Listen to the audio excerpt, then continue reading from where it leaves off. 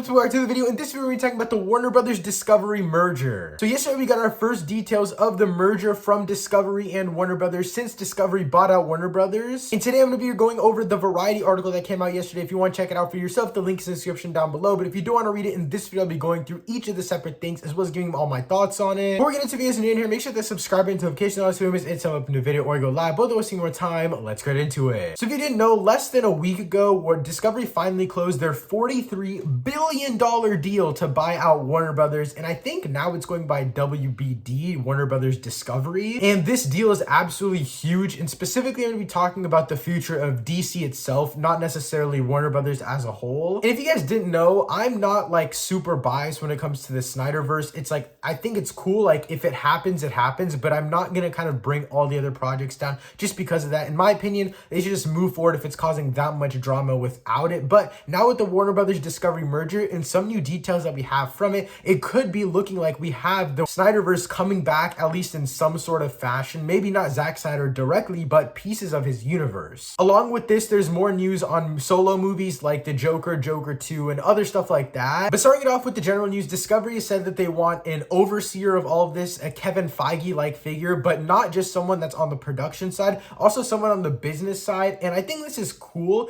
but I don't think you need to aim to have someone just like Kevin Feige. Like, obviously, he's a great dude. Like, his production, the way that he's put together the MCU over all of these years is absolutely insane. But maybe the DCEU needs something different. Now, in my opinion, I've mentioned this a lot of times before, I don't think that this universe needs to be one big cohesive thing. I think if they make a bunch of smaller universes, give them their own concise worlds, and then maybe do a crisis event very, very far down the line, I wouldn't be opposed to that. Maybe like the Reeves versus Batman, and then whatever's in the DCEU right now, maybe they can meet at some very long point down the line. But as of right now, just build your solo movies. Joker has been a massive success, and they do mention Joker later in the article, so I will be going over that. But they specifically said that DC lacks coherent creative and brand strategy. Now, I do think this is true, but I don't think this is necessarily a negative thing. In terms of brand strategy, I do agree it is kind of weird having multiple things running at once. Like, for example, Spider-Man, usually have one running at a time, but right now we have like 3 different Batman running, at least until the Flash comes out. So yes, creative brand-wise, I do agree, but creative control-wise, I think this is actually really cool what DC is doing.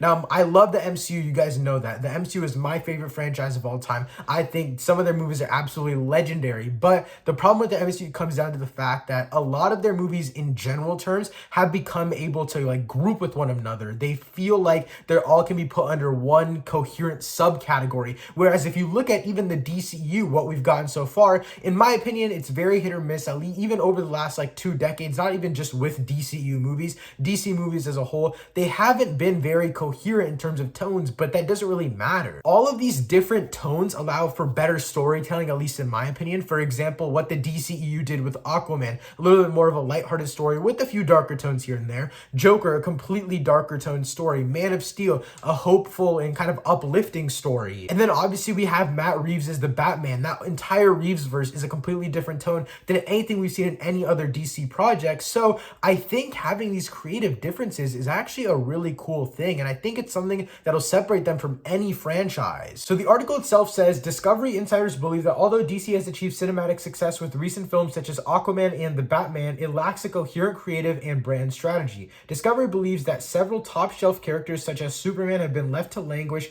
and need to be revitalized. They also believe that projects like Todd Phillips' Joker are shining examples of how second-build characters from the DC library can be and should be exploited. Margot Robbie's Harley Quinn is another example. I completely agree here, but I will say that the reason why Joker was such a success, at least in my opinion, is that it was so different than anything else that was there. No one expected, I guess in blatant terms, you could put it like a biopic of a shooter. No one expected that from Joker, and you wouldn't have gotten that if you had Warner Brothers on Todd Phillips' head the entire time while he was trying to craft this really well-told story, at least in my opinion. Having that different creative control and that different creative tone than movies like Aquaman and the Batman, which is what they just mentioned, I think that allows for better movies. Now, you might have noticed I did skim over a part where they mentioned Superman, and I do want to go back to that because they did say that they want to take these top-tier characters off of their shelves that they've just been storing there. For example, Superman, because we know we haven't really had a Superman solo movie since Man of Steel. He's been back and forth in the Justice League, of course. Now, I have my problems with Zack Snyder and his universe as a whole. I'm not the biggest fan of his iteration of Henry Cavill and Superman. I do think Henry Cavill is the perfect casting for Superman, but my favorite favorite Superman of all time is Tyler Hoechlin. I think that's how you pronounce his last name. But I think Superman and Lois is such a perfect iteration of what Superman should be. He feels really hopeful, and not just because he's overly dark or overly sad or overly just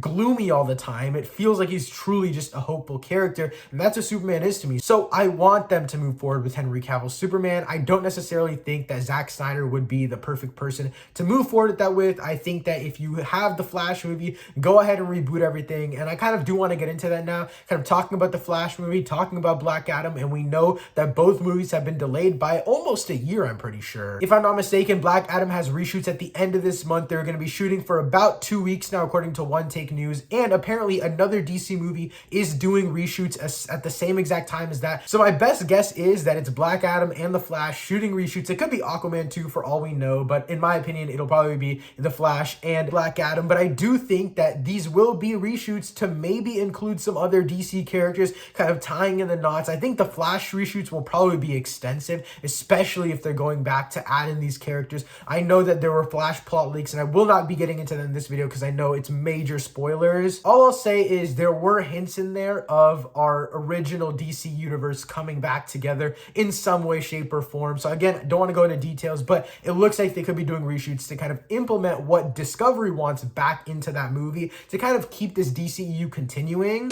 All right, guys, so I'm editing this video right now, and I did just want to interject and say that I am kind of worried about the Matt Reeves universe. I'm not like completely worried. I don't think there's like that big of an issue that's going to be happening because of this Discovery merger with the Matt Reeves universe, but I kind of want to just put it out there that I do think there could be slight changes because obviously the initial deal was under different heads of Warner Brothers, where Matt Reeves said, I either get full control or I'm not doing this project. The old Warner Brothers agreed to this, not Warner Brothers Discovery. Also, the day I'm recording this video and editing this video, April 14th, there hasn't been an announcement for the Batman 2, any sort of sequel for the Batman, but obviously the HBO Max show has been greenlit. But again, that was under the past administration technically. I'm just thinking worst case scenario. I do think there's still gonna move forward, but I think there'll be a sequel. The movie was an absolute success. I think we're good. Like, I don't really think there's that plausible of an issue, but I do just have that slight sliver of a thought in my mind about it. But at the same time, the more I think about it, the movie comes on HBO Max in about 5 or 6 days after this video releases, so that means that that'll be the perfect time to announce a sequel, saying that, oh, you can watch the first movie on HBO Max, the sequel's coming out in blah, blah, blah years. There's also a CinemaCon event where Warner Brothers will be having a panel. It's in about 2 weeks, I think, and even there, they could announce a bunch of different movies, which I think Disney is doing as well. So there's a lot of opportunities in the future for them to announce it. I'm just putting it out there since this merger does lead to a completely different administration. But back to the video.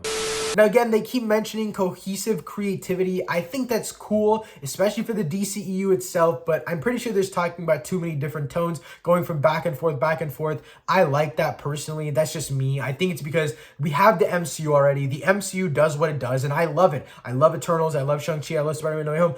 All these movies subtly feel different to me, but you can still tell that they're all under the same universe, if that makes sense. But if you gave a person that never heard of the DCEU 5 random movies from there, and they weren't the ones with team-ups and stuff like that, I definitely don't think that they will be able to tell it's from the same universe, and in my opinion, that's a good thing. But guys, that's all the news on the Warner Brothers Discovery merger. Let me know your thoughts and what kind of plan you would come up with if you were the head of Discovery right now for the future of the DCEU and all of their future movies, and what to do with their IP properties in general. But again, that's it for this video. Thank you so much for watching. I'll see you next time. Peace.